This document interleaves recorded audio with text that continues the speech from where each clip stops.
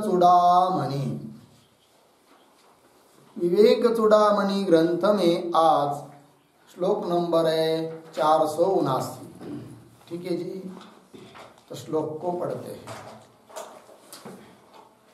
वेदांत सिद्धांत निरुक्तिरेषा, वेदांत सिद्धांत निरुक्तिरेषा, ब्रह्मैव जीव सकलं जगच्च, ब्रह्मैव जीव सकलं जगच्च, अखंड रूप स्थितिरेव मोक्षो, अखंड रूप स्थितिरेव मोक्षो, ब्रह्माद्वितीये श्रुतयः प्रमाणम्, ब्रह्माद्वितीये प्रमाणम्।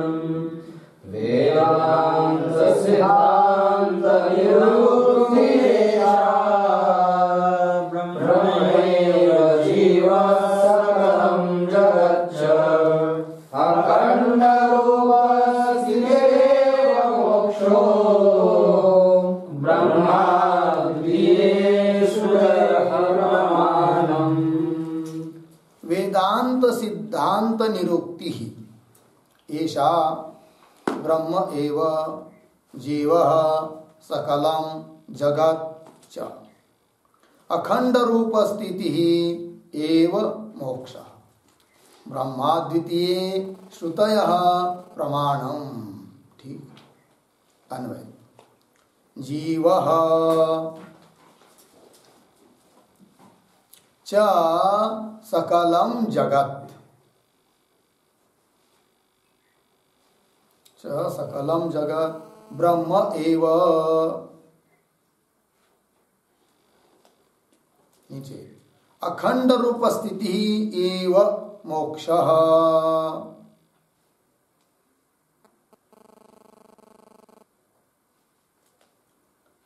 ब्रह्माद्वितीये श्रुतयः प्रमाणम्।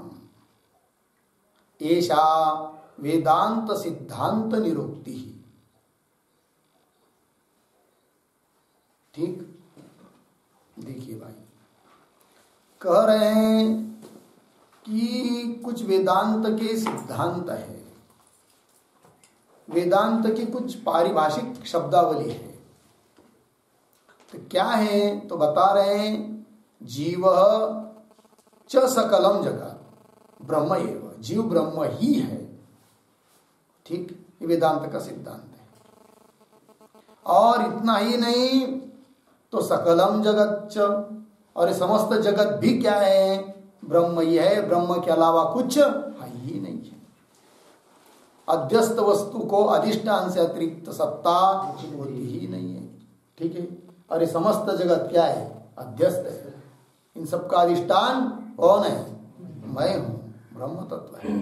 इसलिए ब्रह्म के अलावा और कुछ नहीं। तो जीव ब्रह्म एव च सकलम जगत ब्रह्म एव। ठीक, और मोक्ष क्या है भाई, तो अखंड रूप स्थिति एव मोक्ष, मतलब ब्रह्म रूपेण अवस्थान। इसका अर्थ क्या हुआ, अखंड रूप स्थिति मतलब ब्रह्म रूपेण अवस्थान।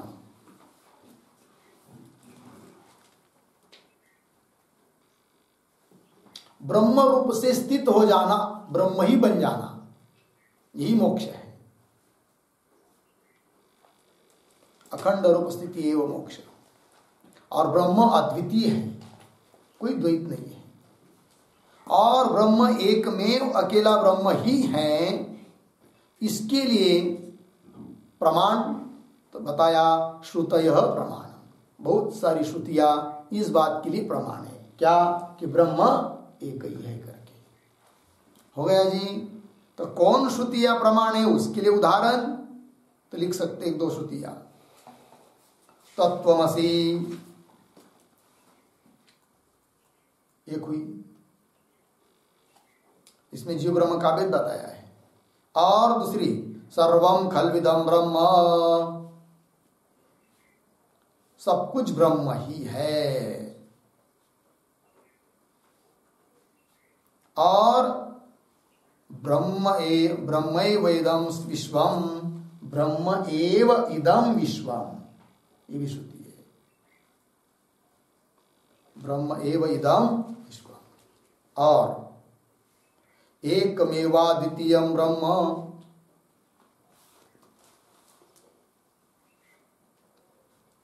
एकमेवाद्वितीयं ब्रह्म, एकमात्र अद्वितीय ब्रह्म तत्व ही है। ऐसी श्रुतियां बहुत सारी है। हो गया जी, चलिए आगे। अब यहां पर ब्रह्माद्वितीय श्रुतयः, ये तो बहुवचन है, किंतु प्रमाणम तो बहुत सारी श्रुतियां प्रमाण है, तो प्रमाणम इसमें भी बहुवचन होना चाहिए। एक वचन किया क्यों? तो एक टिप्पणी लिखते उस पर। ब्रह्माद्वितीयम, ब्रह्माद्वितीयम तत्र प्रमाणम श्रुतयः,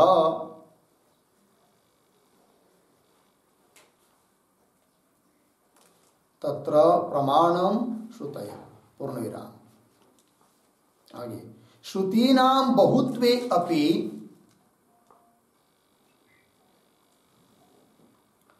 श्रुतीनां बहुत्वे अपि सर्वाभिः अपि, सर्वाभिः अपि जनिष्यमाण प्रमायाः,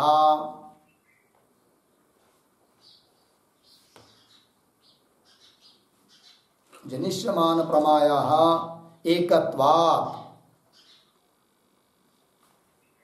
एकत्वात् प्रमाणम इति एकवचनम,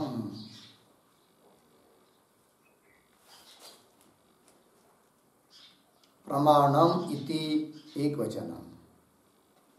ठीक है जी, देखिए भाई, ब्रह्माद्वितीय, ब्रह्माद्वितीय है, उसमें बहुत सारी श्रुतियां प्रमाण है। तो श्रुति अनेक होने पर भी सभी श्रुतियों के द्वारा उत्पन्न होने वाली जो प्रमा है वो तो एक ही है ना, इसलिए यहां पर एक वचन कर दिया, प्रमाणम इति। हो गया, आगे चलिए। तो ब्रह्माद्वितीय श्रुतय प्रमाणम, तो क्या क्या बात हुई? जीव ब्रह्म ही है, ये समस्त जगत भी ब्रह्म ही है, और अखंड रूप में अवस्थित हो जाना यही मोक्ष का स्वरूप है, और ब्रह्म अद्वितीय है। इतना बात लगी। आगे चलिए। ऐसा वेदांत सिद्धांत निरुक्ति ही, ये वेदांत के सिद्धांतों की क्या है? निरुक्ति है, कथन है। ठीक है, लिखते वेदांत सिद्धांत निरुक्ति, इस पर एक वाक्य। वेदांत ही सिद्ध यह अंतः,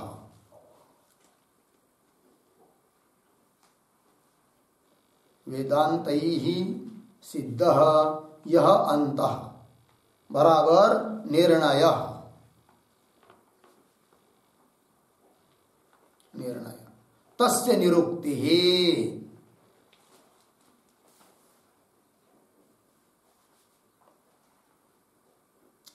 तस्य निरुक्ति बराबर तज्जनक संकुचित शब्द,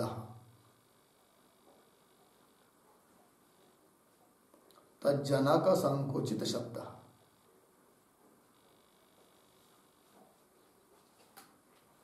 हो गया जी।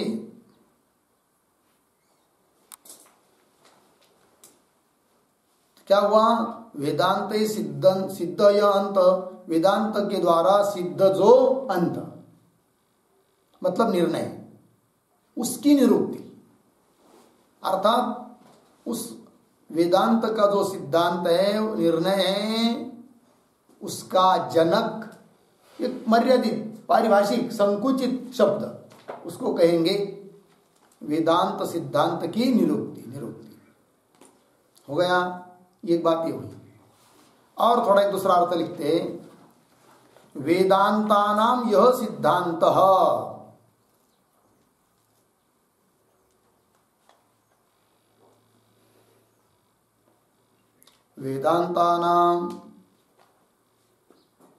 वेदांतानाम यह सिद्धांत बराबर निर्णीतार्थ,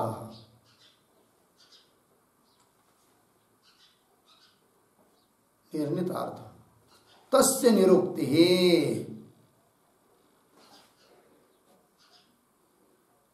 बराबर निर्णय जनक संकुचित शब्द।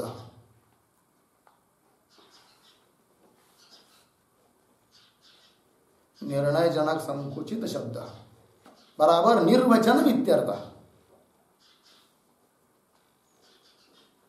निर्वचनम इत्यर्थ हो गया जी। चलिए वेदांता नाम यह सिद्धांत, वेदांत अर्थ उपनिषद, उपनिषदों का जो सिद्धांत है अर्थात सिद्धांत मतलब निर्णितार्थ और उसकी निरुक्ति, निरुक्ति मतलब निर्वचन, उसका कथन वही दिया है कि निर्णय जनक संकुचित शब्द मतलब वचन कथन। ये हुआ जी, ये वेदांत के पारिभाषिक कुछ शब्द है, ये बता दिया। ऐसा वेदांत सिद्धांत निरुक्ति हो गया। आगे चलिए, अब आगे के श्लोक को पढ़ते हैं। इति गुरुवचनात् श्रुति प्रमाणात्, इति गुरुवचनात् श्रुति प्रमाणात्, परमवगम्य सतत्वमात्मयुक्त्या, परमवगम्य सतत्वमात्मयुक्त्या, प्रशमितकरण समाहितात्मा,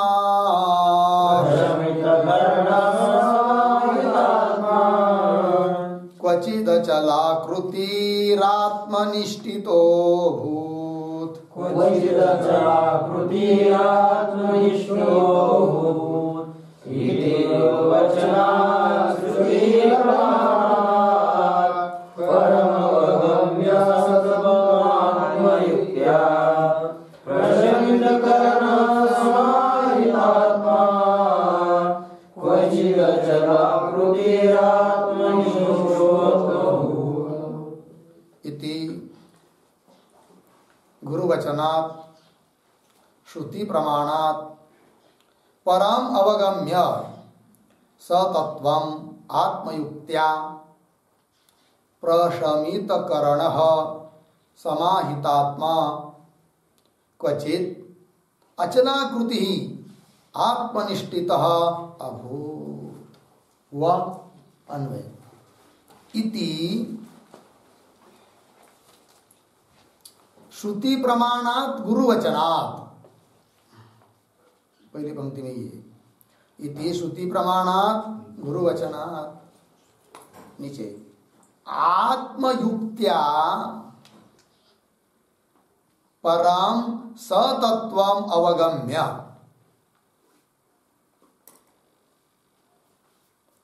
आत्मयुक्त्या परम सतत्वम अवगम्य।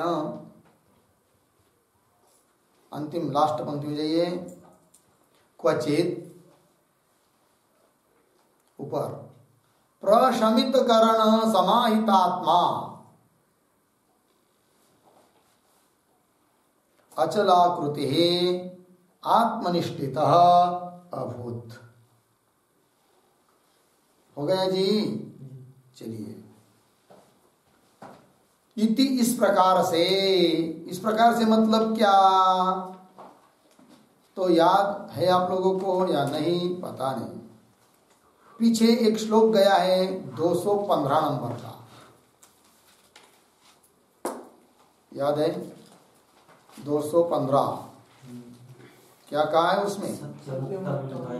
हाँ, श्री गुरु ने प्रशंसा की थी, किसकी? शिष्य की, कि सत्यमुक्तम त्वया विद्वान निपुणोसी विचारणे। श्री गुरु कहते थे शिष्य को, तूने जो कहा वो ठीक ही है, प्रश्न पूछने में बहुत निपुण हो तुम इत्यादि करके, और तुमको मैं अभी अच्छा ऐसा तत्व बताऊंगा, है कि नहीं? सर्वे ये नानुभूयन्ते यस्वयं नानुभूयते, इस प्रकार का तत्व। तम आत्मानं वेदितारं विद्धि बुद्ध्या सुसूक्ष्मया, अहमादि विकार आते तदाभाव अयम अपि आदि आदि करके सब तो कहा था कि नहीं? तो वहां से आत्मनिरूपण, आत्मस्वरूप का निरूपण करना शुरू किया बीच में बहुत सारी प्रक्रिया हुई, तो गुरु ने बहुत सारा उपदेश किया अभी तक, यहाँ तक श्लोक नंबर 480 तक हुआ कि नहीं, 215 से लेकर 480। अब उसका उपसंहार, इति श्रुति प्रमाणात गुरुवचनात्। श्रुति प्रमाणात गुरुवचनात्, श्रुति है प्रमाण जिसके लिए, ऐसे गुरुवचन से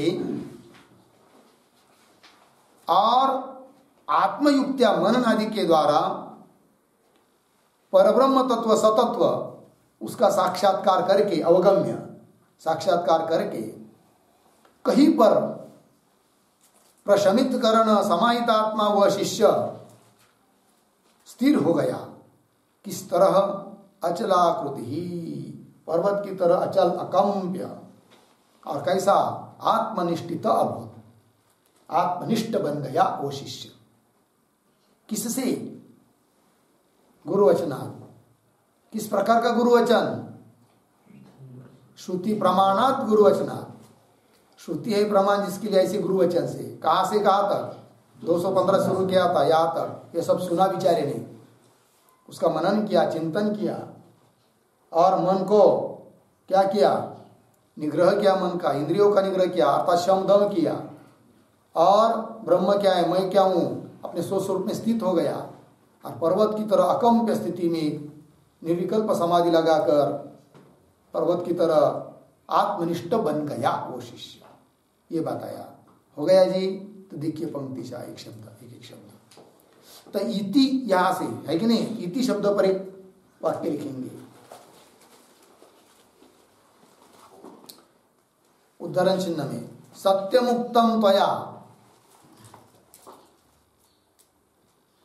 उद्धरण चिन्ह बंद, श्लोक नंबर 215, इति आरभ्य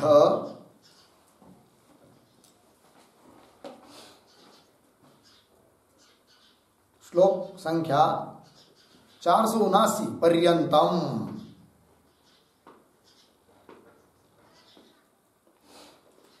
479 पर्यंतम विस्तर संग्रह रूपेण कथितात,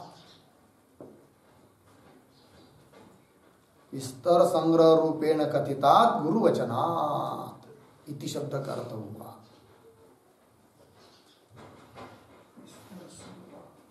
विस्तर संग्रह रूपेण कथितात गुरुवचनात्। अभी तक वहां से लेकर यहां तक कहे हुए विस्तार पूर्वक या संग्रह रूप से जो गुरु के वचन है कथन किए हुए, उससे आत्मनिष्ठित भूत, आत्मनिष्ठ बन गया शिष्य। हो गया ना जी। देखिए इति होया, श्रुति प्रमाणात गुरुवचनात्, गुरुवचनात् का विशेषण दिया है, श्रुति प्रमाणात मतलब लिखते एक वाक्य श्रुति प्रमाणात के ऊपर, श्रुतयः प्रमाणानि यस्य, श्रुतयः प्रमाणानि यस्य गुरुवचनस्य, यस्य गुरुवचनस्य तत् श्रुति प्रमाणम, तस्मात्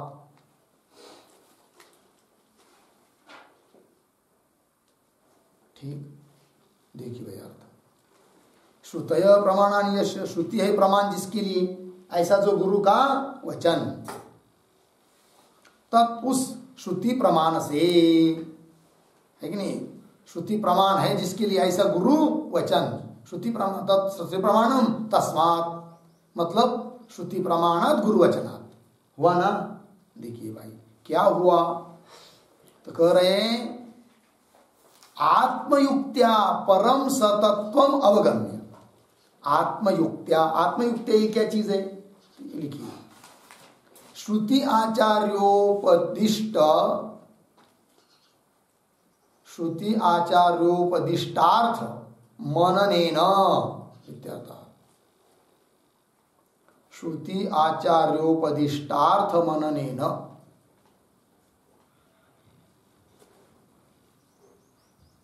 ठीक, मतलब श्रुति और आचार्य गुरु उनके उपदेश, उनके द्वारा उपदिष्ट जो अर्थ है उस अर्थ के मनन से, मननेन, ठीक है जी, मनन किया, फिर उससे क्या हुआ? परम सतत्वम, सतत्वम अर्थ परम ब्रह्म तत्वम, परमार्थ तत्वम, आत्म तत्वम, परम ब्रह्म परमार्थ तत्व अवगम्य ज्ञात्वा किंवा साक्षात्कृत्य, उसका साक्षात्कार करके हो गया इतना। क्वचित, आगे मूल में क्वचित, क्वचित का अर्थ लिखिए एकांत देशी, कहीं पर निवांत जगह पर हुआ ना, क्वचित एकांत देशे, एकांत प्रदेशे, कैसा होकर? प्रशमित करण, समाहितात्मा, ये सब विशेषण है। अचलाकृति आत्मनिष्ठित, कह शिष्य, शिष्य नहीं, इसमें समझना है, अभूत हो गया, इस प्रकार हो गया वो उपदेश सुनकर। कैसा कैसा? प्रशमित करण, प्रशमित करण मतलब क्या? तो प्रशमित करण का अर्थ लिखिए प्रकर्षेण शमितानि करणानि, करणानि चक्षुरादीनि बाह्यानि येन येन सह। हो गया जी, देखिए भाई, प्रकर्षेण विशेष रूप से, शमितानि शमित कर लिया, निगृहित कर लिया, कौन? करण, चक्षुरादि इंद्रिय, सभी बाह्य इंद्रिय, जिसने, उसको कहेंगे क्या? शमित करण, प्रशमित करण। और कैसा? समाहितात्मा, समाहितात्मा मतलब क्या? उसका भी अर्थ लिखेंगे। समाहितात्मा शब्द का अर्थ लिखिए सम्यक आहितः, सम्यक आहितः बराबर ब्रह्मणि ब्रह्मणि स्थापितः, ब्रह्मणि स्थापितः आत्मा बराबर अंतःकरणम येन, अंतःकरणम येन, यस्य वा, यस्य वा सह, सह समाहितात्मा। ठीक, देखिए भैया, सम्यक आहित मतलब इसका अर्थ कर दिया क्या?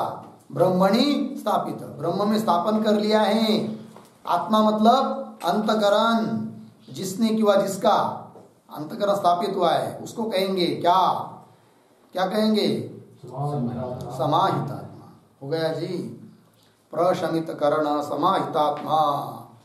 कैसा बन गया? और अचलाकृति ही, अचलाकृति मतलब अचल कहते पर्वत को। देखिए पर्वतवत् अकम अप्रकम्प्य, पर्वतवत् अप्रकम्प्य,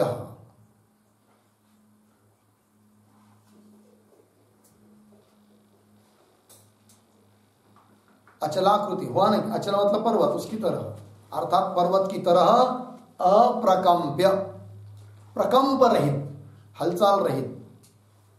शरीर की हलचल होने पर भी उसकी स्थिति की हलचल नहीं होती है, कभी व्यवहार दशा में आता नहीं है। खाना पीना कर रहा है तो भी जगत को सत्य नहीं समझ रहा है, ये सब क्या है? आभास मात्र है, कुछ नहीं। अहम ब्रह्मास्मि। हो गया कि नहीं? अचलाकृति और आत्मनिष्ठित अभूत, अंतिम कह दिया कि नहीं, आत्मनिष्ठ बन गया। ऐसा ही नहीं भाई पर्वत की तरह अचल होने के लिए कहा है चलो घाट में जाते और सो जाते, 4 दिन उठेंगे ना। किसी ने कह दिया अरे क्यों नहीं उठ रहे? नहीं नहीं, आज हमको पाठ में गए। अचलाकृति।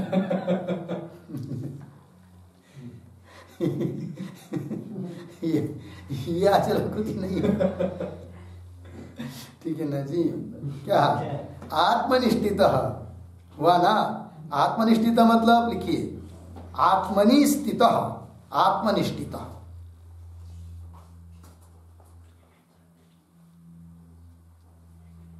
आत्मनि स्थितः आत्मनिष्ठित बराबर ब्रह्मनिष्ठः अभूत।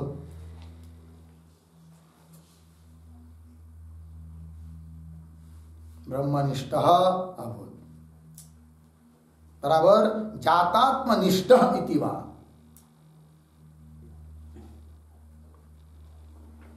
जातात्मनिष्ठः इति वा हो गया जी। चलिए, आत्मा में स्थित होना ही आत्मनिष्ठित होना है, अर्थात ब्रह्मनिष्ठ, अर्थात आत्मानिष्ठ जिसको उत्पन्न हुई है। ठीक है जी, उसको कहेंगे आत्मनिष्ठित अभूत हो गया। लग गया जी, शब्द का अर्थ हो गया पूरा वाक्य। श्लोक आगे चलेंगे। अब श्लोक नंबर 481 को पढ़ते हैं। क्वचित कालम समाधाय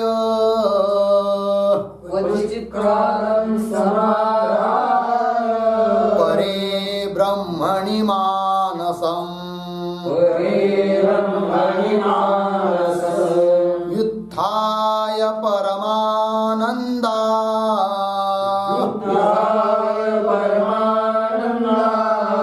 इदं वचनमब्रवीत्।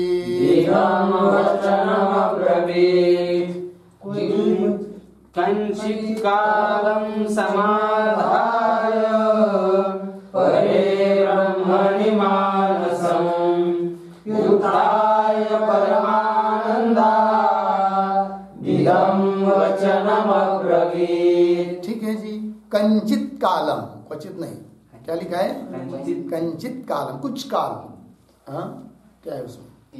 किंचित, कोई बात नहीं। कंचित कालम समाधाय परे ब्रह्मणि मानसम युत्थाय परमानंदात् इदं वचनम अब्रवीत्। अन्वय, कंचित कालम परे ब्रह्मणि मानसम समाधाय, आगे वित्थाय परमानंदात् इदं वचनम अब्रवीत्। ठीक है, अर्थ देखिए भाई। कंचित कालम ऊपर का आता कि नहीं, क्वचित काल, कुछ देर है कि नहीं। क्वचित किसी देश में किसी जगह पर पर्वत की तरह बस आत्मनिष्ठ होकर समाधि लगाया। ठीक, कुछ देर तक उस समाधि में रहा। कंचित कालम परे ब्रह्मणि मानसम समाधाय, पर ब्रह्म में मन को स्थापित करके समाधाय। फिर उसके बाद उत्थाय, उससे क्या हो गया, समाधि से बाहर आ गया, उठ गया। फिर उठने के बाद आनंद में तो डूबा हुआ ही, उस परमानंद इतना उसको प्राप्त हुआ, अनुभूत हो रहा है कि उसके आधार पर वो बोलने लगा। अनुभूति क्या बोलने लगा? इदम वचनम अब्रवीत्, ये वचन बोला। क्या आगे आ रहा है, आगे के श्लोकों में। ठीक, पढ़ते हैं। बुद्धिर्विनष्टा गलिता प्रवृत्तिर्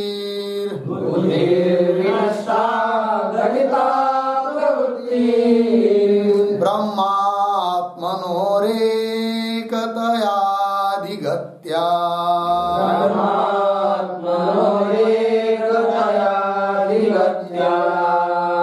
इदं न जाने प्यनिदं न जाने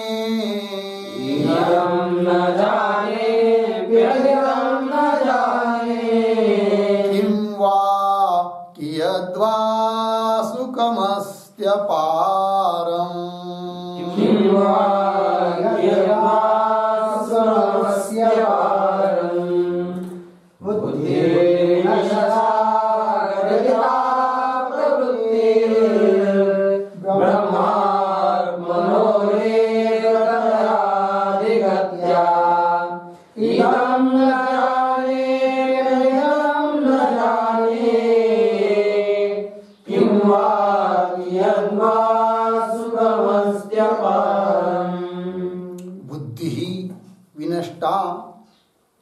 गलिता प्रवृत्ति ब्रह्मात्मनोः एकतया अधिगत्या इदं न जाने अपि अनिदं न जाने किं वा कियद्वा सुखमस्ति अपारम।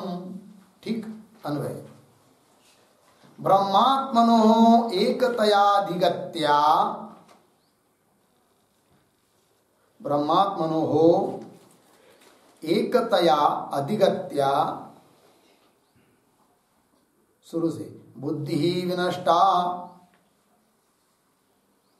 प्रवृत्ति ही गलिता इदम न जाने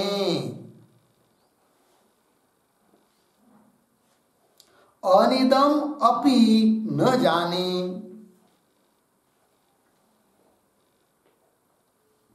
अनिदम अपि न जाने सुखम किम वा कियद्वा अपारम अस्ति। ठीक है जी, चला अपना अनुभव बोल रहा है। तो ब्रह्मात्मनो हो, ब्रह्म और आत्मा इन दोनों की एकतया, दोनों एक होने के कारण, और उसको एक रूप से जान भी लिया मैंने, अधिगत्या, अधिगत्याकार तरीके साक्षात्कारेण,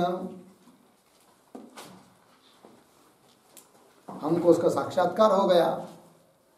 उससे क्या हुआ? बुद्धि विनष्टा प्रवृत्ति गलिता। अब मेरी बुद्धि मन देह ये सब क्या हो गए? होती हुई भी नष्ट हो गए, क्योंकि उनके साथ मेरा तादात्म्य रहा नहीं, अध्यास रहा नहीं, भ्रम रहा नहीं। पहले तो भ्रम था, मैं देहादि कोई मेरा, बुद्धि कोई मेरा स्वरूप समझता था, अब वो कुछ नहीं रहा।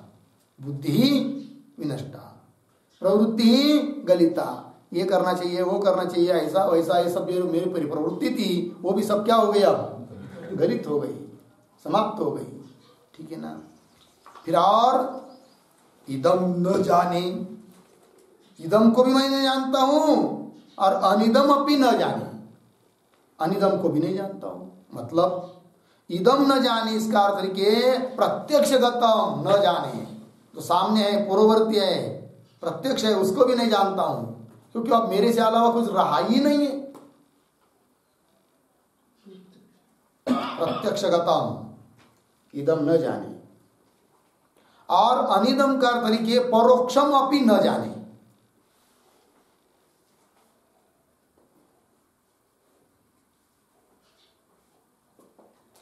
अनिदम अपनी न जाने हुआ जी।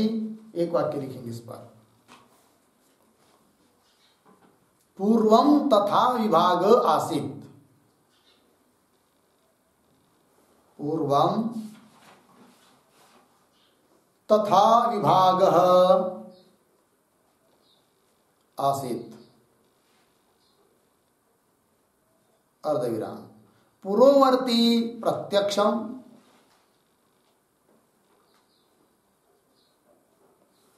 पूर्ववर्ती प्रत्यक्षम, अर्धविराम, अपरम परोक्षम इति, अपरम परोक्षम इति पूर्णविराम, इदानीं तथा नास्ति इति कथनम,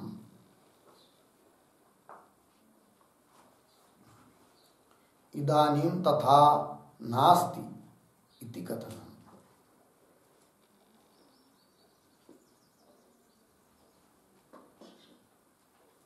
हो गया जी। चलिए, पूर्व में मतलब ज्ञान होने के पहले उस प्रकार का विभाग था। कैसे कि पूर्ववर्ती सामने जो पदार्थ थे तो प्रत्यक्ष समझता था मैं, और उसको छोड़कर बाकी के परोक्ष। किंतु अब ज्ञान हुआ तो मेरे अलावा कुछ है ही नहीं, ऐसा पता चल गया। तो न अब कुछ इदम न अनिदम, कुछ मैं जानता नहीं, अहम ब्रह्मास्मि, बस अकेला निरंजन हूं। हो गया। चलिए आगे क्या लिखा है? सुखम किम वा किए, तो अब इतना बड़ा सुख मिल गया है तो उसकी मर्यादा ही नहीं है। किम वा कियद्वा अपारम अस्ति, अपार पार रहित सुख मुझे मिल गया। किम कितना, ये भाव उसमें अब है नहीं है, उसका मोजमाप कर नहीं सकते। ऐसा क्या हुआ? अपार सुख की प्राप्ति हुई है, ये कहा। ठीक है जी। तो इससे क्या सिद्ध हुआ? तो जिस सुख की प्राप्ति हुई है वह सुख देश से परिचिन्न नहीं है, काल से परिचिन्न नहीं है, और वस्तु से भी परिचिन्न नहीं है। देश काल वस्तु परिच्छेद रहित ऐसा सुख मुझे मिल गया, ये इसका भाव है। तो लिखते एक वाक्य, एतावन्तं कालम अनुभूतम,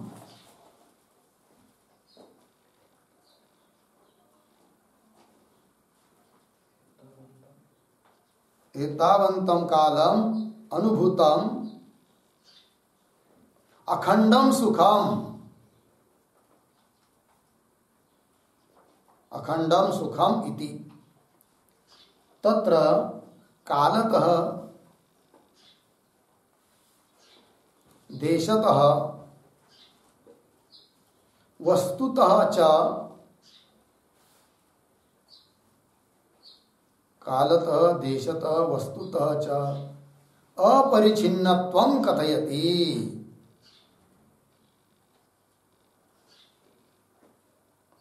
अपरिच्छिन्नत्वं कथयति। पूर्णविराम। इदं न जाने अपि अनिदं न जाने इति अनेन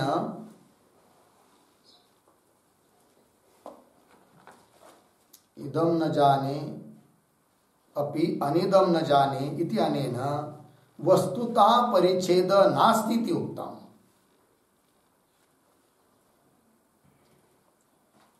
वस्तुतः परिच्छेदः नास्ति इति उक्तम्। पूर्णविराम।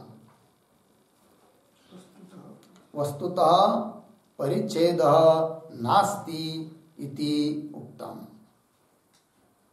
पूर्णविराम। किं वा कियद्वा सुखम् अस्ति अपारम् इति अनेन, किं वा कियद्वा सुखम् अस्ति अपारम् इति अनेन कालतः देशतः च, कालतः देशतः च परिच्छेदः नास्ति,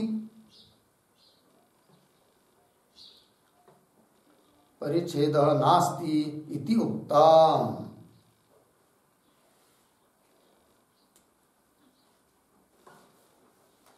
हो गया जी। चलिए भाई, तो इदम न जाने अनिदम न जाने, इससे क्या सिद्ध हुआ? वस्तुता, वस्तु को लेकर परिच्छेद नहीं है। यहाँ सुख है वहाँ नहीं, ऐसा नहीं है। चलो भाई ले आपका हम नहीं रहेंगे का पहाड़ पर, या बहुत उदासीनी है, सब जगह उजाड़ उजाड़ है नहीं, गंगा के किनारे जाएंगे। लेकिन आनंद कोई देश को लेकर होता है क्या? बाहर की वस्तु में थोड़ी आनंद होता है, वो तो आनंद अंदर की बात है। आनंद के लिए, सुख के लिए देश का परिच्छेद नहीं है, सुख के लिए। ठीक है जी। और कालतः भी परिच्छेद नहीं है कि इस काल में सुख मिल रहा है, पिछले के काल में नहीं था, अगले के काल में नहीं मिलेगा, ऐसा कोई होता है क्या? काल परिच्छेद भी नहीं है। और वस्तुता परिच्छेद हुआ ना देश को लेकर। और क्या बताया? देश वस्तुता परिच्छेद नहीं है, कालतः परिच्छेद नहीं है, और तीसरा कौन सा है? देशतः। हाँ, देशतः परिच्छेद नहीं है। वस्तु को लेकर, मतलब इस वस्तु में सुख है, उस वस्तु में सुख नहीं है कि नहीं? ऐसा नहीं है। मतलब वस्तु परिच्छेद नहीं है। देश मतलब स्थान, इस स्थान पर सुख है, उस स्थान पर सुख नहीं है, ऐसा नहीं है कि नहीं? और इस प्रकार की बिल्डिंग रहेगी तब सुख, और पर्णकुटी में सुख नहीं मिलेगा वस्तु को लेकर। तो वस्तु परिच्छेद भी नहीं है, देश परिच्छेद नहीं है, और काल परिच्छेद भी नहीं है। ठीक है ना जी। चलिए, बाहर की वस्तु में जो लोग सुख को खोजते हैं ना, तो उनको सुख मिलता ही नहीं है, क्योंकि बाहर की वस्तु में सुख है ही नहीं है। ये तो अंदर की बात है। कहीं भी रहे, पहाड़ पर, चाहे जंगल में, चाहे शहर में, चाहे नदी के किनारे, चाहे पहाड़ पर, उजाड़ जगह में, कहीं पर भी यदि अंतर्मुख है, ब्रह्म में निष्ठित है, निष्ठा है, ब्रह्मनिष्ठ है, तो सुख ही सुख है, कहीं भी जाओ। हो गया। आगे चलिए, अब चलते हैं श्लोक नंबर 483। ठीक है ना जी। हाँ, श्लोक को पढ़ते हैं। वाचा वक्तुमशक्यमेव, वाचा वक्तुमशक्यमेव, मनसा मंतुं न वा शक्यते, मनसा मंतुं न वा शक्यते, स्वानन्दामृतपूरपूरित, स्वानन्दामृतपूरपूरित, परब्रह्माम्बुधेर्वैभवम्, परब्रह्माम्बुधेर्वैभवम्, विशीर्ण वार्षिक वार्षिक अम्भोराशि विशीर्ण वार्षिक शीलाभावं भजन् मे मनो शिलाभावं भजन् मे मनो यस्यांशांशलवे विलीना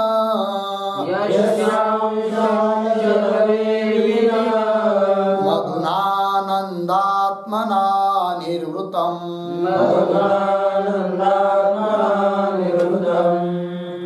वाचा वक्तुं शक्यमेव मनसा मन्तुं न वा शक्यते स्वानन्दामृतपूर्णपूरित परब्रह्माम्बुधे वैभवम् अम्भोराशि विशीर्ण वार्षिक शीलाभावं भजन् मे मनो यस्यांशांशलवे विलीना मधुनानन्दात्मना निर्वृतम्।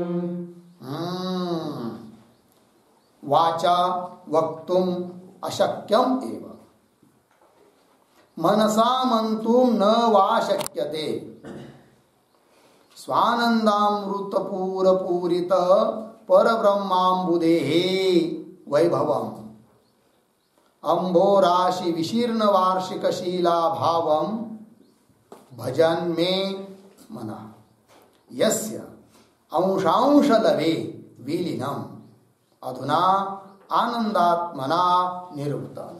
हो गया। अन्वय देखिए दूसरी लाइन स्वानंदामृतपूरपूरित परब्रह्माम्बुदेः वैभवम् ऊपर वाचा वक्तुम अशक्यम एव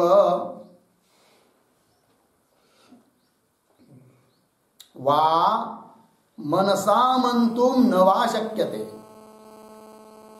वा मनसा मंतुम न शक्यते। तीसरी लाइन और चौथी लाइन सरल है अम्बोराशि विशीर्ण वार्षिक शीला भावम भजन मे मनः यस्य अंशांशलवे विलीनम् अधुना आनंदात्मना निर्वृतम्। हो गया। देखिए भाई कह रहे हैं कि ऊपर जो बताया था कि देश काल वस्तु परिच्छेद से रहित आनंद की प्राप्ति हुई उसको, तो ये जो आनंद है उस आनंद का आनंद रूप समुद्र का जो वैभव है महात्म्य है उसको वाणी से वर्णन नहीं कर सकते और मन से भी उसका मनन नहीं कर सकते। ये कह रहे। देखिए स्वानंदामृत पूरित मिला स्वानंद स्वरूप आनंद रूप जो अमृत उस अमृत का जो पूर मतलब प्रवाह है कि नहीं, नदी में पूर आता है कि नहीं, पूर प्रवाह। तो स्वानंद स्वस्वरूप आनंद रूप अमृत का जो प्रवाह उस प्रवाह से पूरित भरा हुआ कौन परब्रह्म अम्बुदे अम्बुदी कहते समुद्र परब्रह्म रूपी समुद्र उसका वैभव उसका ऐश्वर्य उसका महात्म्य वाचा वक्तुम अशक्यमेव वाणी ने उसका वर्णन कर नहीं सकते। और इतना ही नहीं मनसा मंतुम न शक्यते मन के द्वारा उसका मनन भी कर नहीं सकते। ठीक है। अब मेरा मन उससे अलग रहा क्या? नहीं क्या हुआ फिर? उदाहरण देकर बता रहे हैं अम्बो राशि विशीर्ण वार्षिक शिला भावम है कि नहीं। अम्बो राशि कहते जल की राशि समुद्र। तो अम्बो राशि विशीर्ण है कि नहीं, तो विशीर्ण मिला ना। तो वार्षिक लिखा है अम्बो राशि विशीर्ण वार्षिक शिला भावम। शिला कहते हैं जल की शिला मतलब ओले गारा बर्फ। ठीक है ना। वृष्टि काल में बरसात के दिन में जो बारिश होती है उस वर्षा से टूट कर आई हुई जो वार्षिक शिला वर्षा में हुई शिला अर्थात गारा ओले और वो बहकर चली गई समुद्र में। अब समुद्र में गई समुद्र के किसी एक कोने में बैठ गई और बैठ गई तो कहीं अलग से रह गया उसमें विलीन हो गए, हो गया कि नहीं। उसी प्रकार स्वस्वरूपानंद रूपी समुद्र में मेरा मन भी कहीं छिप गया, अलग अभी रहा ही ये कहना है। क्या लिखा है देखिए, अम्बो राशि विशीर्ण वार्षिक शिला भावम, इस प्रकार के शिला भाव को भजन में मन, इस प्रकार का अनुसरण करता हुआ मेरा मन कहा गया, यस्य अंश अंश लवे, जिसके अंश का भी जो लय लव थोड़ा सा टुकड़ा उसमें विलीनम, विलीन हो गया मेरा मन, कई कोने में विलीन हो गया। अधुना इस समय आनंदात्मना निवृत्तम, अब आनंद रूप से ही वो निवृत्तम, निवृत्तम मतलब संपन्न, तो क्या लिखेंगे, आनंदात्मना निवृत्तम मतलब आनंदात्मना संपन्न, आनंदात्मना संपन्न, आनंद रूप आत्मा रूप बन गया, उससे अलग अब रहा नहीं मेरा मन।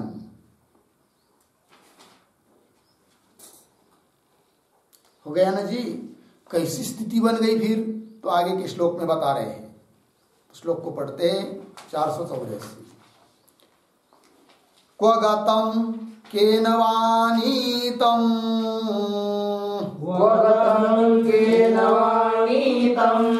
कुत्र लीनमिदं जगत्, अधुनैव मया दृष्टम्, नास्ति किं महदद्भुतम्,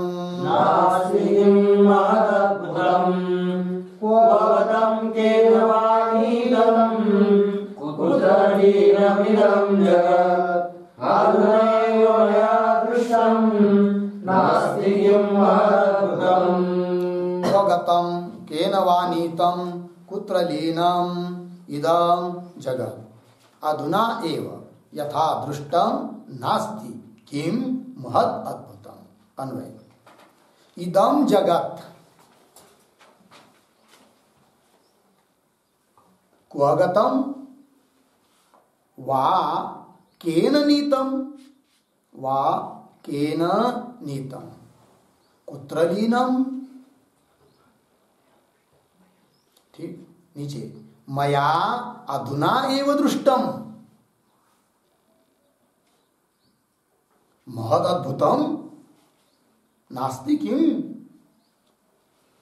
ठीक, देखिए भाई, ब्रह्मज्ञानी पुरुष की अनुभूति स्थिति क्या होती है। अब ब्रह्म ही उसको बस स्वस्वरूप में ही वो लीन है।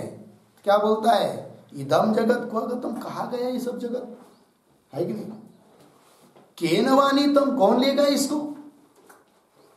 कुत्र लीनम, कालीन हो गया भाई, दिखाई नहीं दे रहा है। अभी अभी दिखाई दे रहा था, कौन, जगत, क्योंकि जगत जगत उसको दिखता ही नहीं है। क्या दिखता है सब, बस स्वस्वरूप ब्रह्म, आनंद ही आनंद है।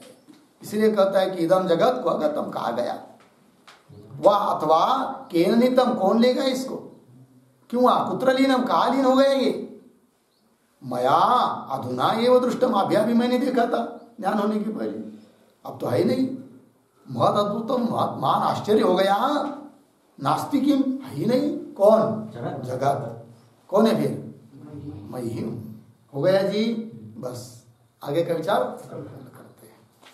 ओम पूर्णमदः पूर्णमिदं पूर्णात् पूर्णमुदच्यते पूर्णस्य पूर्णमादाय पूर्णमेवावशिष्यते।